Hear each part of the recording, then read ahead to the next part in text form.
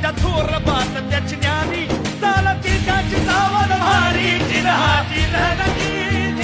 जिरहा जिरहनगी जिरहा जिरहनगी खानानं राजाला आलिंगन दिलं आणि दगा केला खान अभिमान मान्याला खान अभिमान मान्याला कट्यारीचा वार त्यानं केला कट्यारीचा वार त्यानं केला खर खर आवाज झाला खर खर आवाज झाला चिलखत होतय अंगाला चिलखत होतय अंगाला खानाचा वार फुका गेला खान यडबडला इतक्यात महाराजानं